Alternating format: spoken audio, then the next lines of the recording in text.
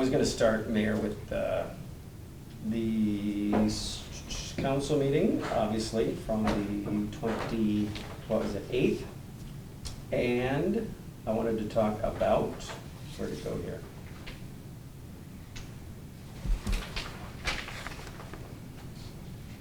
Hang on. And while you're looking, I just have more, a real quick one, but Yeah, let's go joke for about it. starting with council comments, but I actually do want to start with council, Citizen comments. That's what I was thinking. Yeah, go for it. No, go for it. Obviously, Bill Penker made a nice statement saying he's retiring from giving council comments. I mean, what are your guys' thoughts on what he's done for the city? Well, to be honest with you, I was shocked. Bill Pinker has been, he's done a lot, and we're going to miss his comments. He's always very well studied on what he comments about. He always brings in reports that are reviewed and whatnot. So it was kind of sad. I think he's been through, what did he say, 4 mayors and how many different city administrators? Many, yeah. And so he's been a good consistency and kind of keeps people on their toes. So that was sad to hear. He's still a great member of the Planning Commission. I'm sure we're still going to see him around, but we sure appreciate everything that he's done for the city, absolutely. I agree with everything that Bob said, and I would add to that I certainly hope he doesn't feel his comments have fallen on deaf ears, because through the years I've been here since 2011, so about 8 years, I know that we've taken his remarks to heart on a number of issues, and he's made some very thoughtful comments based on past history, which is sometimes lost when new elected officials and new staff people come on board. So if indeed he actually follows through and does not come to speak at council meetings in the future under public comment, I think it will be a loss for the city, quite frankly, but we certainly respect what he said the other night. Okay, so now I was going to get your take, Mayor, on there was an interesting discussion about the request to approve specific project fund agreement with Marshfield Area Community Foundation. And as that discussion went on, it seemed like a pretty cut and dried agreement, and yet I think some of the lines got blurred. Can you maybe just kind of summarize the discussion as you heard it? Maybe some of the concerns that aldermen raised about, various fundraising amounts and that sort of thing, what the agreement kind of spells out, and what it now puts in place after the council, voted it in. Sure. There was, I think, some confusion with the wording on it for some of the aldermen. We appreciate everything that the Marshfield Area Community Foundation does, and for them it was really boilerplate wording, I believe, because they are there to protect the very gracious donor. And so that's what, I think that's where the confusion was, is there were some on the council that really didn't understand maybe why that is in there. It's not like the foundation is saying, we don't think we're gonna get here. It's just more or less, we're there to protect the donor, which they should be. And I think as Amber gave a great explanation to that, as did Justin, I think they kind of, the few that had issue with it kind of came around to it. But in those types of foundation, that type of wording is very fundamental or very normal.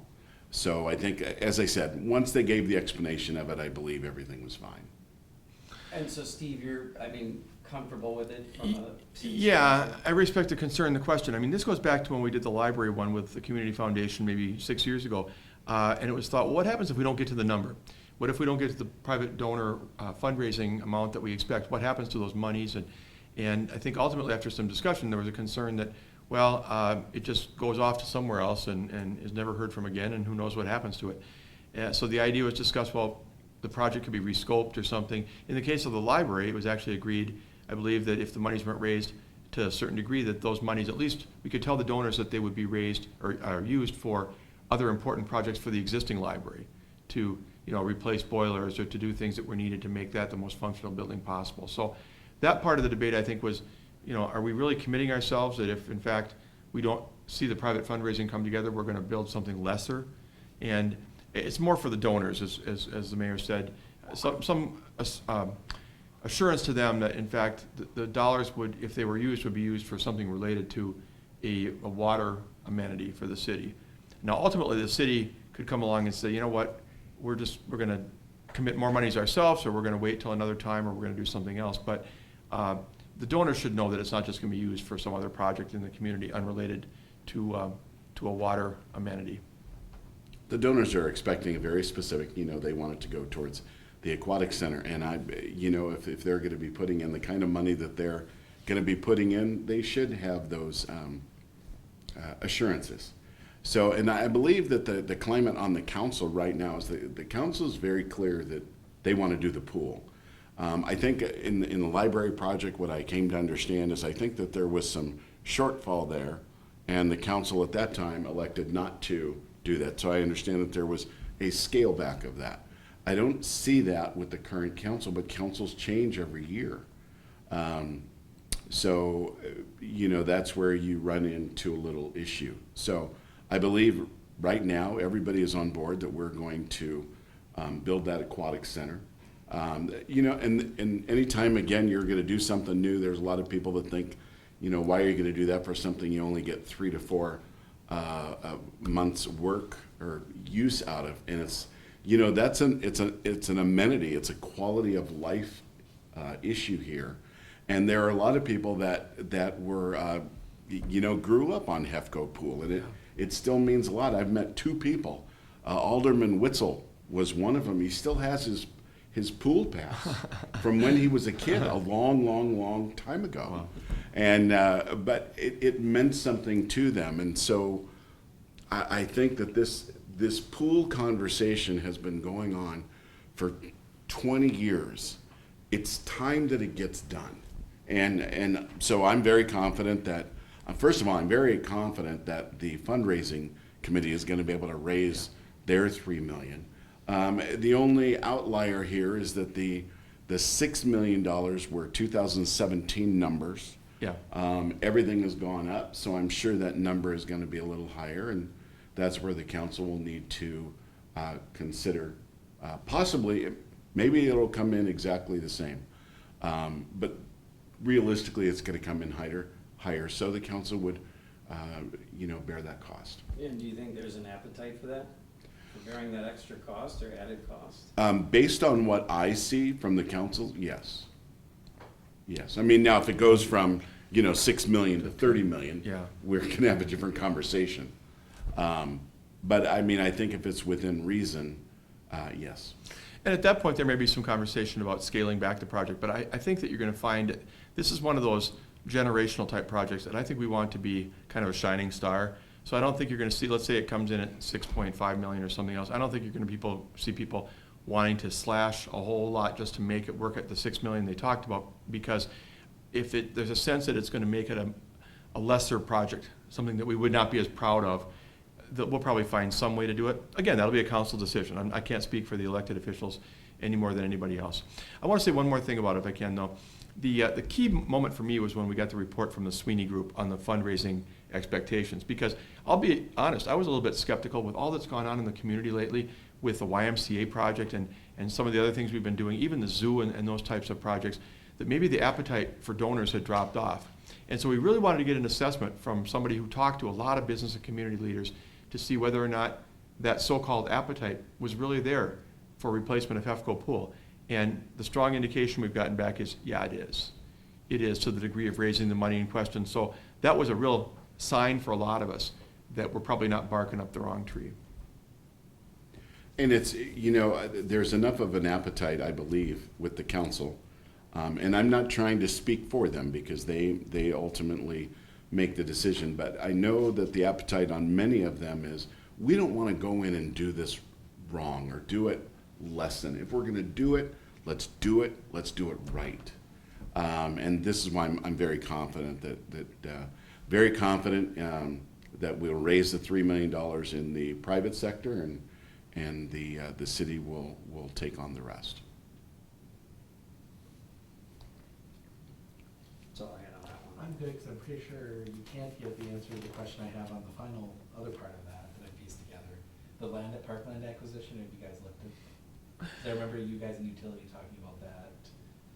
No, and that is what the closed session discussion has obviously been about, whether or not we'd be looking at other properties to make a bigger project. There's nothing I can report at this time. Yeah, I guess more or less I wanted you to confirm that I was right. Good job, Steve. But with that,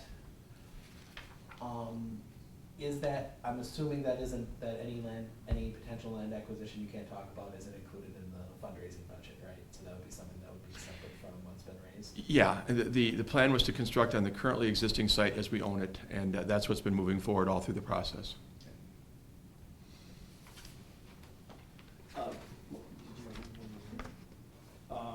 Wanted you then, Mayor, to discuss I mean, it's probably not much here, but at least I think it's worth mentioning, there's this memorandum of understanding, Winslow Family Plaza. It was kind of a minor thing, but maybe to spell out what it is and you know, do you like how it's written up, all these partners coming together to sort of, I guess, oversee Winslow Family Plaza, right? Maybe just talk about what is that understanding, what is that agreement, if you will? What's the city's role, and do you like it, do you dislike it, would you change it? Thoughts on that? I do like the partnership that's there, and the plaza is taking on a life of its own. Today there's the opening up. There's a radio station that's going to be there, and they're doing the opening up of the plaza for the summer, or of the water feature. And there's going to be the Hub City Fun Days is going to be there on Saturday. There's a lot going on. Of course, the Friday night concert series is going on there. And the essence of a great community, of course, is a gathering place. So that's really coming along in its own. I believe the structure, as was discussed the other night, is an appropriate structure. I'm certainly happy with it. I don't know, Steve? Yeah, and this is a renewal of an agreement we had last year. It's sort of the second annual version of this memorandum of understanding. It's been modified somewhat. The biggest issue here, I think, is we learned a lot last year. You know, there was a big push to get that plaza up and running by the July 11th, the Wisconsin Farm Tech Days. And everybody was racing, and it was all good. And we had some great comments last year about concerts and other activities that took place there. But we had some things come up about who's responsible for what. You know, we have CVB has contributed money. The Economic Development Board, which is part of the city, has contributed money. Main Street is overseeing it. They supervise the person who's hired, which is now Nikki, who is doing a great job. So, but we learned some things. Let's say you wanted to have a special event out there. Well, I want to have a concert. Well, who do I call? Well, you call this person. Well, now I want to can I have extra parking? Can we close off 3rd Street? Well, now you call this person. I also need some extra garbage containers. Well, you definitely have to talk to this person. And we had some kind of stumbling over responsibilities a little bit. And the purpose of this, I think, is to nail down who are the point people for what. Justin Casperson, our Park and Recreation Director, will be the key city person for the most part to run things through. He may turn around and say, well, look, for this part, I'll have to talk to Dan Connect, the Public Works Director. But it's pretty clearly delineated now what Nikki's responsibilities are as a program coordinator from what Justin, leading the charge for city staff, our responsibilities are for maintenance, upkeep, special arrangements, those types of things to make the events work. And I think we kind of made a better delineation in the agreement as to what's expected of all the parties. So first year's experience, we all say wonderful, but the learning leads to a modified agreement a little bit in year 2. Is there any concern that there's, I'm trying to come up with a better term of saying, but too many organizations that are all kind of getting involved now? Because you've got Economic Development Board, you've got CVB, you've got Mackey, you've got Main Street, you've got a Plaza Committee, that we're almost spreading out that information, spreading that out too thin, and there aren't, it's hard to know who to go to for stuff, especially if you're not from the community. Well, that was part of the purpose of trying to centralize largely between Nikki and Justin, you know. But again, does the average person know that when they call? Initially, probably not. As far as a lot of partners being involved, though, Steve, I would say this. Everybody's representing a different aspect of making this successful. The reason the Convention and Visitors Bureau has contributed money and has committed to it for future years, they want to see this be a tourism type of thing. They want to see people coming to enjoy Winslow Family Plaza events as part of coming to visit Marshfield and explore and spend other money here. Main Street is committed to the idea they want to see people come here and then do shopping and dining downtown, so they're trying to use this to help foster new business growth. And when they talk to people interested in vacant units, that's what they're sharing. They're sharing numbers about people who've come down here and how that could possibly make it a better business climate. The city obviously just wants to see a gathering place where people can come and enjoy and feel like they're more connected with their fellow residents. So we all represent different pieces, which I think is how this came together in a partnership to begin with, in terms of the donation of monies and the donation of in-kind help. But back to your point, I think we want to clearly delineate for the users who they're going to deal with so that they don't deal with 8 people. They're not calling, half a dozen or more people for every piece of the puzzle that they need for their special event. And I think we're getting there. We need to communicate that out through websites and other means to the person making the initial contact. And what can I expect when I try to set up a reservation? I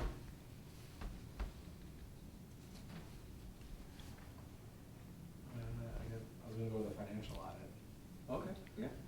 Financial audit, from watching it, sounds like no one did anything wrong in we'll call it TIF gate. That's great. I hate that. It's got a gate- name. That gate suffix, but keep going.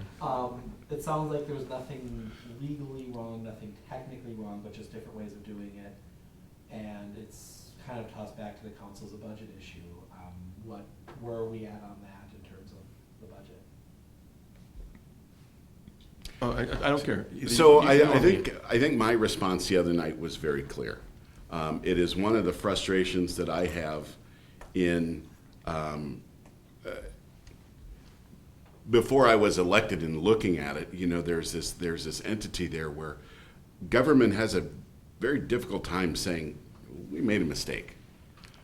There was something wrong. And so this was my frustration the other night and I had to ask the auditor 2 times, I think maybe even 3, because of everything is going great and everything, because if you were the public seeing the audit there for the first time, you did not know that there was a problem. It looked great. Meanwhile, we're sitting over here $1.6 million short. For me, that is a bit of a problem. So I asked the auditor very specifically, is the way we were doing it before the way you would advise other communities to do it? I got a long, drawn-out answer, which was a very political answer. And so then I asked the question again. I asked the same question. Is that the way that you would do it? And he said, no. And I was happy to hear that, because then I said in their audit context, if you see something that is outside of the lines of what you would advise, we need to know, because the mayor and the council members, we're not CPAs. We're not, those financials there, when you look at them, they're very well done. And I would like to compliment Ron and Amy and our finance folks and Steve a lot. I mean, hundreds of hours have gone into this and cleaning it up, if you will. So for them to just come where my disappointment was, well, let me talk about where I was happy. I was happy with the condition of everything. Our debt is down to 55%. I believe it was up in the 60s. So I think that is a very, very good thing. Yep. That is a great thing. So it's good that we have the controls. What was great about the audit too is that we found out nobody did anything intentional. There was no money missing or anything like that, which was a big scare initially. It was the way they did it was wrong. So I asked them that, when they come to do these presentations, please speak in a language that we can understand and that the public can understand. And if it's a $1.6 million glitch, we need to hear that in this thing. That part was a little frustrating. And again, in government, if you look at it on the national level, there's a lot of blamers, and there's a lot of blame, but there is no accountability at all. And so, I will say this. Since the time that we got that, there have been measures put in. Steve has done a tremendous job Ron has been unbelievably outstanding. So I'm very proud of our city staff, very proud. And that is unwavering. But when these issues come up, it's okay to say, we made a mistake, and here is the issue. You know, it's like, it's almost like, don't worry, I already called the fire department, everyone's coming here, but here it is. And here's the fire. And so, you know, at the end of the day, you know, am I glad with the results? Yes. Where I was disappointed is the people that were originally the auditors were not there that night. And so these two gentlemen that came in that did a great job, you know, they received a much friendlier reception than the prior guys a couple of months ago. So the other night was a lot of cake and a lot of candles and a lot of balloons and a lot of confetti. I can't guarantee this, but I'm going to say it's going to be a different conversation in October when we have to fill that void. And so this is what I was wanted to get across to our the residents here in Marshfield is, you know, there's a concern there. We're going to have to fill a $1.6 million gap. And Steve is doing a great job trying to narrow that, and there's been some things that we've done with the sale of City Hall, and there's some other things that have gone on that's going to help that, but it's going to make for an interesting budget conversation. Here's what I would add to that. I think what the auditors were saying from the podium on Tuesday night was factually correct. I mean, truthfully, no monies were missing. There was no fraud, no embezzlement. There was monies are oftentimes moved by communities from one fund to another, and you know, for various reasons. What I would suggest, though, and looking back, is that I wish they had made a comment. Every year, as part of the audit, they have what they call a management letter, which is 2, 3, 4, 5 things that they point out where they say, you might want to look at this. You know, we see that the way you're handling money, this person is doing this and this person is also doing this. You might want to look at checks and balances and do some more segregation of duties. Oh, we'll take a look at that. I think it warranted a comment in terms of, you know, you're transferring money in excess of debt payments necessary out of the TIF districts. Is there a plan? Is there an ultimate plan as to how you're going to reconcile when the time comes? That's what I wish I'd seen. If I'd had any indication of that, if previous mayors and councils had had any indication of that, I think we would have addressed it. So are they wrong in saying that it's not their responsibility? Maybe not. It's something, though, that would have greatly benefited their client to have had pointed out. And again, I'm not faulting anybody in particular. No wrongful actions were taken by those folks whatsoever. It's just information that I really wish we'd had at our fingertips in recent years. You know, very similar. Steve brings up a very good point. You know, there was a lot in that, and one thing, you know, Steve puts out the agenda. He goes through the preview on the Wednesday or Thursday before, and then the council and I get a copy of the agenda and supporting documentation on Fridays, and so I always print mine out. And this particular one was, you know, I believe a couple hundred pages on the finance amount. I was going through reading it, and I always do that on Sunday nights so that I'm ready on Tuesday evening. And if you ever see, I always bring in a black notebook with me, and that's all the minutes. I've got it on the computer, but for me, I like reading it, seeing it, taking notes on them. I went through their report, and there was nothing in there to say, here's a little issue. There was something, and I did point this out to the auditors, that they said if we find something that we believe isn't really adequate, we're going to let you know. And in previous things, as Steve said, we didn't have that, we're going to let you know. So we're hopeful that in the future, we believe now that we've got the dual control set up on this to where we're not going to run into this issue again, but we're still going to have to fix the budget issue. And that's to come. Yeah, and I'll say one more thing. On behalf of the auditors, they've been very helpful the last 6 months, working with Ron and his staff to try and make some of these corrections. They've done a really great job. They've been trying to do whatever they can to benefit city staff and get through this. It's just one of those things where, you know, and he mentioned at the podium that there's other cities that do this and don't reconcile this whole thing until the districts are closing. And maybe there are, but I mean, I assume some of those are fairly painful endings. You know, it's just one of those things we really wish it had been pointed out, but now we're going to go forward and tackle it in the future as best we can. And as the mayor said, we put controls for the future as far as making sure nothing like this would happen again. I really like to get things down to where I can understand them, because sometimes auditors speak in a different language. But this is the way I see it, and I think the way probably most citizens would see it. If I take my taxes, I give my stuff to my CPA, and I let them handle it. And then they do the returns. If I get audited and there's something on the audit there that is a real issue, and I give that to my CPA, he's like, yeah, I probably should have told you about that, but I didn't think it was a big deal. Well, the auditor did. And so that's information that we need to know, but there's a very gray line there. And we're hopefully to get that to a better shade of gray, if you will, and they just let us know these things. Is that, the gap that you talked about though, is that being filled this year or next year through budget or contingency or how, a little bit of both? Let me explain what happened, because if you remember, we not only had the $1.6 million adjustment, the bad direction, for lack of a better term, we later on made one the other direction, which was good, but still made more people scratch their heads in terms of the fact that we've been not collecting any financing fee, if you will, for projects that we had internally financed.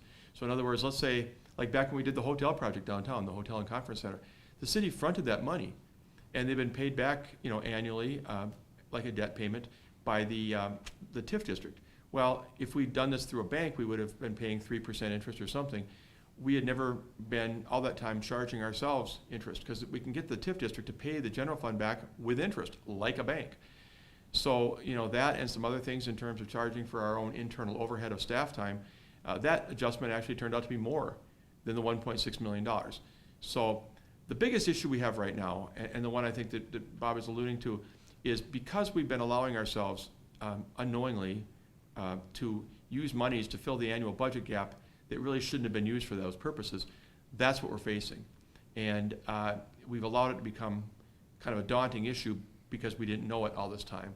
So, I mean, we'll deal with it. We're looking at other ways to try and reduce expenses, maybe some potential revenue opportunities.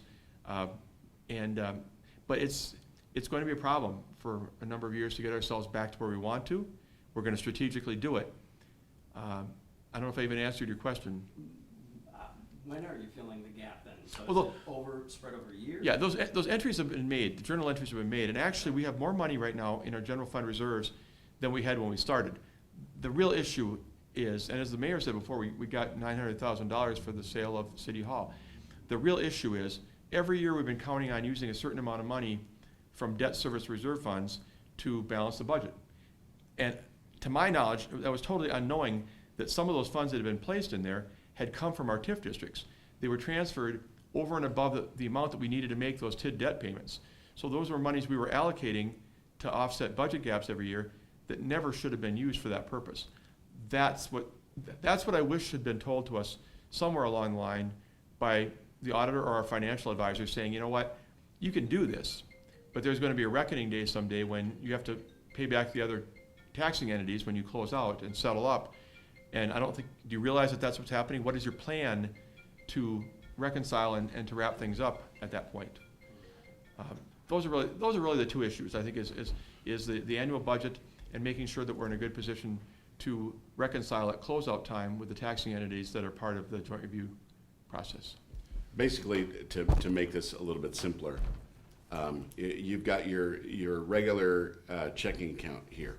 And what we've been doing along with our regular checking account, and make sure I do this analogy correct, is I've been going over to my Christmas fund every year and taking money out of my Christmas fund and putting it into my checking account to pay my normal bills. And so now what we're saying is, in essence, we're not going to be able to go over here to the Christmas fund account. Now we're going to pay our own bills. So the shortfall comes in in the fact of whatever that was we were taking out on a yearly basis, now that's gonna need to be filled with something. And Yeah. that is a problem. Is that a No, reasonable that's analogy? that's a pretty reasonable analogy. I've said it a little differently, but that's basically it. So, I'm. As Alderman Witzel says, we have these buckets, and then you have this big bucket, and we've been taking too much out of this bucket to the, he does a bucket analogy that's similar to mine. Yeah, the one I've used, and maybe this is gonna be no better, but I'll try it, what the heck, right? Give it a whirl. Is the idea that the husband and wife, have this idea that they wanna buy another car. Their car's getting older, and someday they have to replace it with a newer one. And they've been putting money aside in a special bank account, but unknown to one of the spouses, the other spouse has been at the same time drawing money out of that to pay the rent, to pay the groceries, to pay whatever. And so someday the one spouse says, hey, we're ready to buy the car now. And the other one says, no, we've had to use some of these monies annually to make our rent payment and our utility payments and stuff like that. So no money was squandered, nobody gambled it away at the casino, anything like that. And that's the case here as well. But those monies that we thought were available for something else have been used for a purpose elsewhere. In this case, the annual budget, instead of ultimately the reconciling or the reckoning, if you will, someday with the other taxing jurisdictions to close out. That's again kind of simplistic as well. I guess I get caught up, and maybe it's my naivety in city budgeting. Was there ever a concern or a question on why there was more money at the end of the year than there was supposed to be? I don't think you'd see it that way if you were looking at the books. I don't. I don't know, it sits in the back of my mind, like, and maybe it was just a matter of lack of, like, something wasn't communicated right or something, but it just seems to me like there'd be, you get to the budget and like, oh, we have this little pool of money here that we didn't think we were gonna have or shouldn't have. No, I think the bigger, and again, we're gonna get really deep in the weeds fast here, but I think the really bigger thing might have been from an analysis of the TIF districts, because when you're transferring, the TIF districts are doing really well. And the TIF district has, let's say the debt from TIF District 5 this year you have to pay a $200,000 debt. But really the TIF district got $400,000 that year in increment. So what the TIF district really should be doing, we should be sending $200,000 from TIF District A to the debt service reserve fund to pay that year's debt, the next year's debt for the TIF district. But what was happening was the whole $400,000 were being sent over there. And so the appearance was that in fact the amount of money we had available to pay for current and future debt was much more than it really was. And those were some of the monies that were being allocated toward payment of debts, current debts, in general, if you will, for other city projects, where really it should have been segregated to the point where we shouldn't have been sending over anything more from the TIF account to any place else than we had to make those debt payments. It should have been tied exactly, and it is from now on. From now on, if TIF District number 5 has a debt payment in 2020 of $163,512.06, that's the exact amount, and only that's ever going to be moved anywhere besides to make those payments. So we're no longer going to have any impression from any place else that we're better off than we were. That's the real issue. It gave the impression that there were more monies available for general debt payments and other things than there really were or should have been. Which will also give us a much better look of how our TIFs are actually performing. Correct. But I can tell you that they are performing very well in general, which is why we got to the point where we did, where there was excess revenue repeatedly to shift over into other locations beyond what the debt payments were. And again, if I'd had any idea that was going on, or if the council, the mayor, anybody at that time would have had a sense of that, and that's where we wish, again, and I'm not trying to castigate the auditors, but if they had referenced it and said, you guys, is there a plan that in 2025 or something you're going to do this to make this picture come together? I think we would all, our eyebrows would have gone up right away, and we would have had a different conversation. Those flags weren't put out there. Maybe the auditor doesn't feel that that was their responsibility. Get that? But that's the issue at heart. And again, maybe I missed it, I just want to be clear. So when do you start the process of filling the gap with the 1.6? Is it, is it 500,000 here? Is it 500,000 in next year's budget? Is it, how are you going to do that? Well, and again, or did you do it already? Yeah, the transfers are, the It's one, done? the 1.6 is done. There was a 2 point something the other direction. Right. Those have been made. Okay. And as a result of the net being positive, our general fund balance actually looks better than it did before. But the issue is, this idea that we've used $500,000 or $600,000 a year from the general fund to offset budget gaps, to fill the gap, to make the budget balance. Well, some of that is okay in the sense that typically we run a surplus. Maybe we don't do as much snow plowing, that wouldn't be the case this year, but oftentimes it's a $22 million general fund budget, so 1% is $220,000. So oftentimes we run a surplus because department heads find savings and certain things don't happen during the year they thought might have happened. Maybe a $300,000 surplus. But we applied $600,000 or something to make the budget balance. Well, the reality is those additional monies, we never should have been applying. So now we're going to have to come down to closer to what we might actually have for a surplus. And even you don't want to bank on surpluses regularly, which we've sort of been doing. So it's going to be, we're looking at everything, Mike. We're looking at budget cuts. We're looking at, are there other revenue opportunities? I don't just mean fake ways to tax people. I mean other legitimate things that we ought to be charging for. We're going to restructure our debt. We've been doing 10-year notes for a long time. I don't know why that started. The idea looks better. If you pay off a debt in 10 years, it's better, less interest. But we're doing 10-year notes and always have done on things that are 30 or 40-year improvements. And so the people who move here in 2040 aren't even paying for them.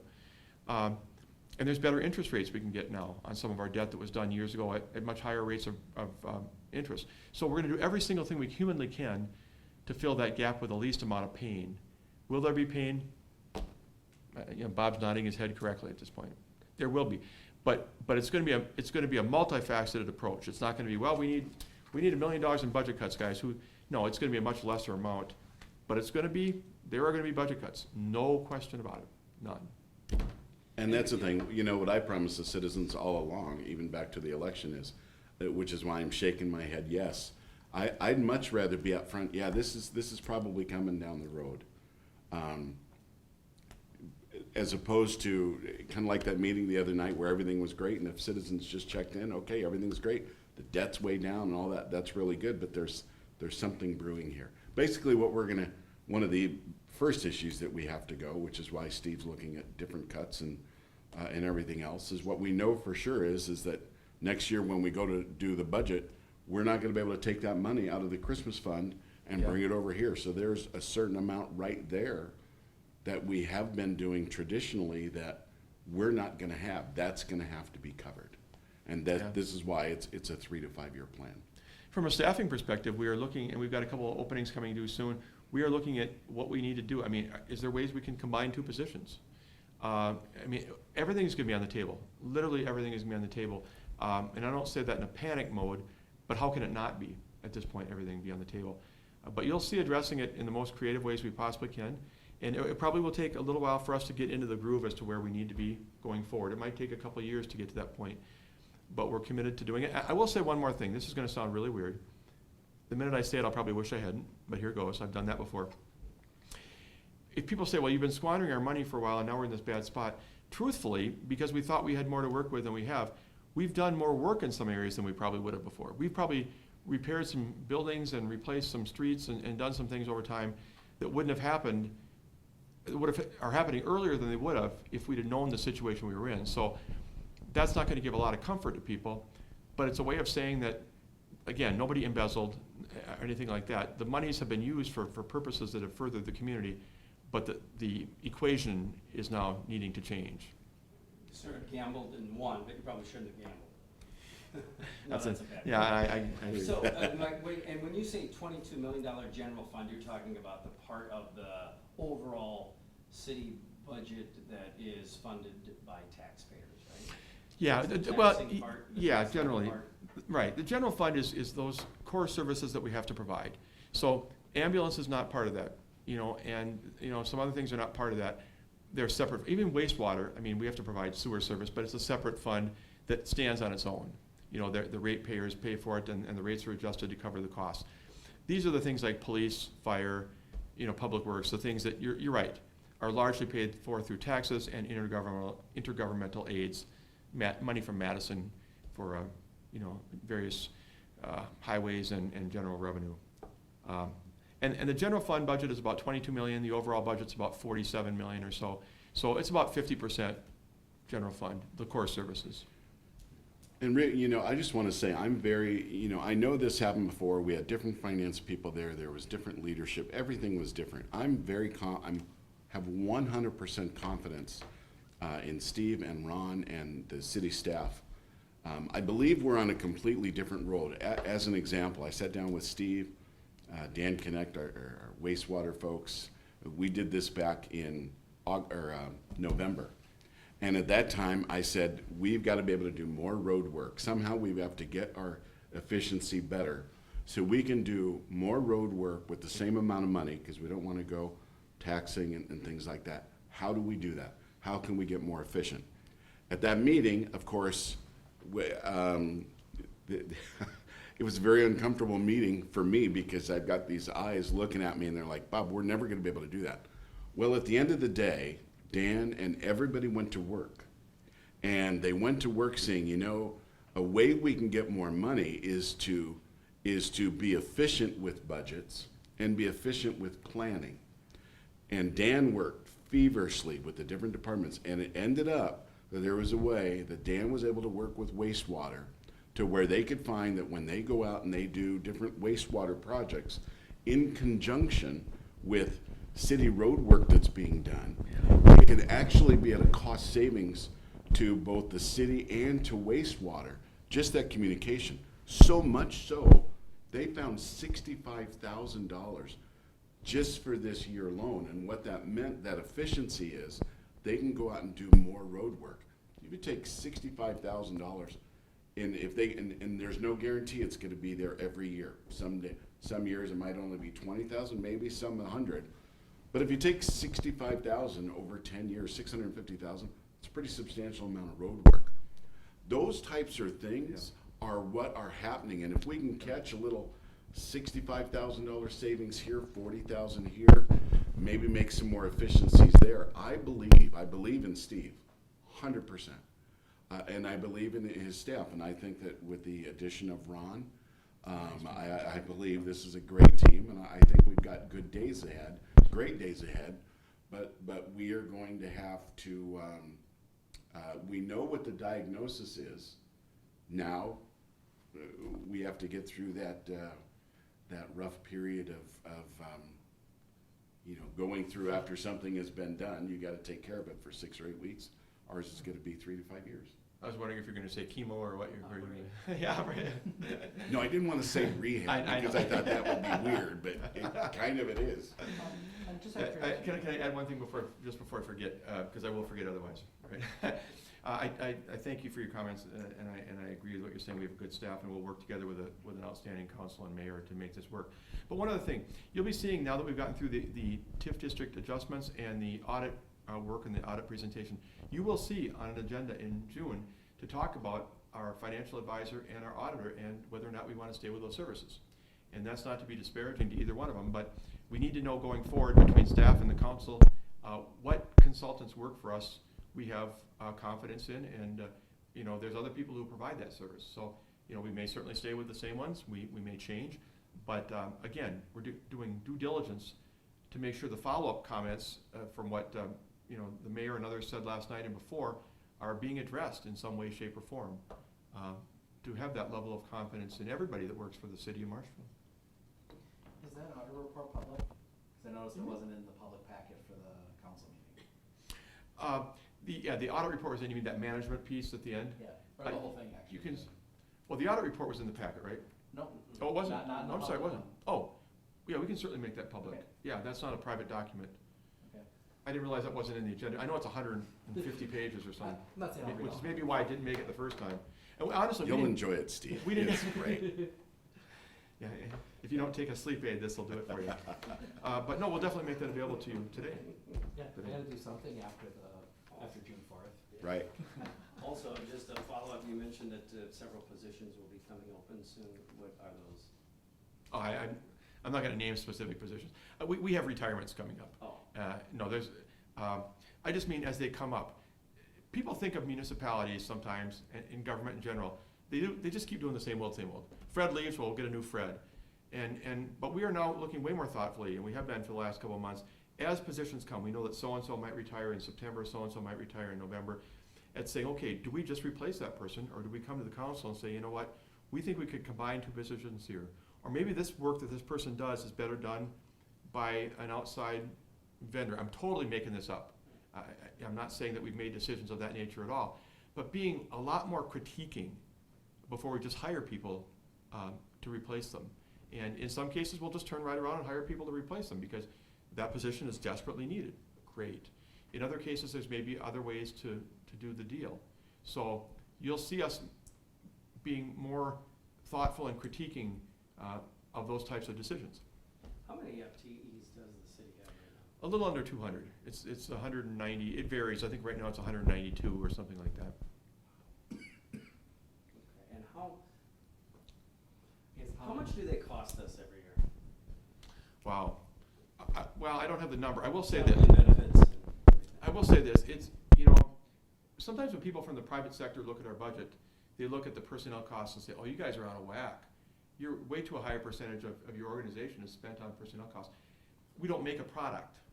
You know, our product is the building inspector, the police officer. So, you know, I was just curious. I'm trying to figure out how to estimate for you a number. I'd rather just get you a number, but it's half or more of our total budget because, you know, wages and insurance and those kind of things are the guts of what we do here. I mean, it's like $30 million. I don't know if it's that Am high. I saying that right? I don't know if it's No, that high. it's 3 million Okay. just for, it's 4 million just for Yeah, insurance. and the insurance is about 3.1 million Oh, alone, I mean, health that's insurance. Not 30, but 30 point, yeah. Yeah. Okay. Yeah, And how That's the many, number I was thinking. actually, in clarifying, how many of those FTEs are non-public safety? it's about 50-50 between public safety and non-public safety. Oh, Yeah, police and fire make up about half of our overall employment. And police, I mean, fire is what, self-sufficient, self-funded, police or not? Well, fire and EMS run together, and actually that's one of the things that Ron is looking at right now is you know, the EMS is an enterprise fund. It covers itself with user fees and whatnot. Is the EMS picking up its fair share of the expenses of running the fire station? You know, of maintenance of the building, of other operational costs. And I think you're gonna maybe hear in the future that there's some tweaking we wanna do there too to make sure that it's representative of its fair share of the expense being charged to the enterprise fund rather than the city general coffers. So I mean, you say are they self-sufficient? Technically, the ambulance portion is, Okay. the fire portion is not. Oh, I see, okay. I'm done with the That's all I agenda. I guess I just had a question, I don't know, a couple like off-topic things, but from the meeting. One, is there any plan to have representatives from Gunderson come in and update the council on any plans with the clinic? And the buyout that may or may not be coming? Or get an update from the clinic on that? We met with Melissa Breen, and there's not been any yet. They have to go through their, it's gonna be a year and a half or 2 years as they do that, so we're not gonna get into, and we're not gonna have them come in and do speculation on where they're at, because mergers take time, and, you know, they just take time. And keep in mind, this is a merger, not a buyout. Yeah. So I don't know as if we'll be talking directly with Gunderson themselves anytime soon. We're likely to have most of our conversations with the clinic, Right. trying to get a sense from them as to what's happening. And one of the things I might as well say it, you guys probably know this from covering the city, we're still trying to get to the finish line on a very important contract for transport services with the clinic. And, you know, at some point, some of the conversations with Gunderson may come into that mix. But we're very hopeful. There's very strong indications that we're going to get to the finish line on being the transport service provider for these interfacility transports for some time to come. But I think you'll see us dealing pretty much completely with the clinic unless they bring Gunderson in for conversations with all of us together, at least for the foreseeable future. And then the other one is, again, on updates, is there a plan in the near future for an update on the new communications department and how they're working to the council? There will be. There will be coming up, maybe late June or in July. The switch over from charter was daunting, and to say the least. And you know, Tom did a great job, as did David, in really facilitating that. It was the amount of emails that had to go back and forth with senior charter folks to get this done was really amazing. And so it's been nice that now, we are back live on, all the channels are up, 989, 990, and 991.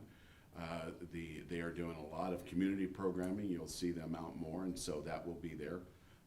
We're going to be out. They'll be out at the Dairy Fest parade and at the breakfast. So, but to answer your question, yes, there will be an update coming. Yeah, I'm one of these people, I always talk about the buffet mentality. I'm one of these people who goes to a buffet and piles on everything, and I get back to my booth and I can't eat it all. And I say, what in the world was I thinking of when I put roast beef on top of turkey, on top of ham, on top?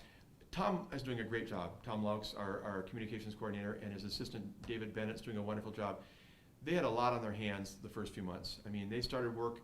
David didn't even come on board until March, so Tom went without him for 2 months. They had to relocate out of the Marwood building to this building. They had to deal with all this charter stuff. They had a lot of stuff going on. So I think Tom would like to be a little bit farther to be able to update the council on communications plans and so forth. But it's coming. It's coming. And he's got goals, and we're going to talk about it with the council in terms of furthering our use of social media, improving the website, these types of things. He himself would like to be farther right now, but it's just been a lot of work to get to where we're at today to make sure we've got a solid operation of cable TV and got a department built. I think you'll see in the next 3 to 5 months, you'll see a lot more of a longer range planning and involvement with the council in terms of how we interact with the citizens. How do we inform and educate them better on all platforms? It's just been a process, truthfully. Anything on the Menards and Walmart litigation? Not a lot that I can report. It's a process, of counter offers back and forth. I think what you need to know, and I think I can say this, is that the council is very concerned about the appearance that they would give special breaks to certain companies that are looking for tax assistance, especially in this dark store realm, because all of our taxpayers will be watching us, whatever we do. And they'll be saying, okay, I run a business, I think I'd like a break too. Anytime you give someone a break of any kind related to taxes, unless you cut the budget, all you're doing is shifting the burden from these folks to these folks. So am I saying that we'll never end up in some sort of a settlement? I'm not saying that. I'm just saying that the folks that we deal with take that kind of thing very, very seriously. Am I on the right track? Absolutely. Yeah, we understand, as Steve says, we understand nobody wants to pay more than necessarily what they want, but the companies that are mentioned are thriving companies. And so what they do, in the whole dark store theory, is you take a thriving company and you compare it to a empty building. Well, that doesn't make any sense. One of the reasons that our building across the street was appealing is because it had income in it. If you take the income that you have in that building and you compare it to, and you try to value it based on another building that's a similar size with no income, it's just not reasonable from an appraisal standpoint. The other thing is those are large buildings with tax base, and if those would go, it would affect every citizen in Marshfield, because who would have to make up that gap is the taxpayer. And I will tell you what, from Madison on down, the taxpayer keeps getting squeezed and squeezed and squeezed, and municipalities take the brunt of it. So there just needs to be something done. I wish our representatives within this state would get something passed so that we didn't have to play this game. It's not right to the citizens of Marshfield. Yeah, it's still broadly being represented that it has bipartisan support in Madison and just doesn't get to the finish line. And the Joint Finance Committee has apparently pulled it again out of the governor's budget, so that makes it appear that there's not going to be anything satisfied this year. That's the bad news for cities. There's good news for cities, though, and I shared this with the council the other night. Recent court decisions have gone better for municipalities. People who've gone to bat against, Walgreens, Walmart, Menards, some of these folks are actually having more success than they were initially. So we think that the dark store theory maybe is losing steam. I hope it is, because I totally agree with what the mayor just said. Comparing a vibrant operating store here in Marshfield with a a vacant store somewhere else in the state that's been sitting empty for 5 years is not a fair comparison. It just simply isn't. You know, wouldn't it be great if at the state level and at the federal level, that we started seeing what these people are doing, what they're actually getting accomplished, that we're paying them millions and millions of dollars for. We don't hear any of that. But boy, if somebody goes on Twitter or if they go here or there, then it's national news. And it's like, you know what I want to hear about? What are you doing about the homeless problem? Where are we at with that? What are you doing? But we don't hear anything on that. There's bills being passed right now, and no one knows about them. Why don't we know about them? Because that's not interesting to talk about things that are getting done, that are getting accomplished. We'd much rather hear about the foolishness that's taking place. And at some point, I believe that the American public and the folks here in Marshfield, there's going to be a point where people are just fed up with it. And I think we're really close to that point. How about we quit complaining, we quit doing all this, making everything a mountain. When you go on many of the news outlets right now, if you go on one of them, every day, 24 hours a day, there's breaking news. And some of the breaking news is so silly. Wolf is getting water, film at 11. And it's like, it's not that important. Let's get to solving issues. And I believe we do a great job of that here in the city. We talked about this a little bit earlier with how much does it cost to run the city. It's expensive. And I always said, I wanted to bring a business aspect to the city. Well, that doesn't mean that the city is going to be out making a profit. That means we are going to get more efficiencies, which I believe we are. And I think that's the kind of thing that people need to hear more of, and we will be doing that more with our, I don't think that and I've heard Steve say this before, I don't think we do enough touting our successes and what's going good. True. It's just not happening. And it's got to get to that point. True.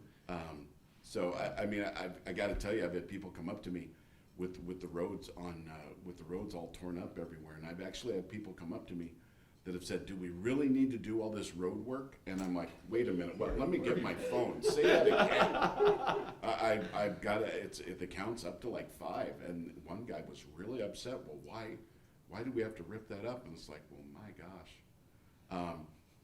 Yeah. But you will always have that element there of, sometimes people are just upset about things, which is fine. But I think there's a lot of really good things going on in the city, and I'll end up with that. Just this Dairy Fest that's going on this weekend, that's going to start off tonight at the Wenzel Family Plaza, and then tomorrow is the breakfast, and then there's stuff going on all day, and then at night there's a concert at the plaza, and then there's the cornhole people are here throwing the bags at the things, and there's going to be softball going on. There's going to be concerts everywhere. There's going to be all this great stuff, and and of course it's because we honor our farmers, certainly in Wisconsin. But I'll tell you, it's more than that. I believe here in Marshfield.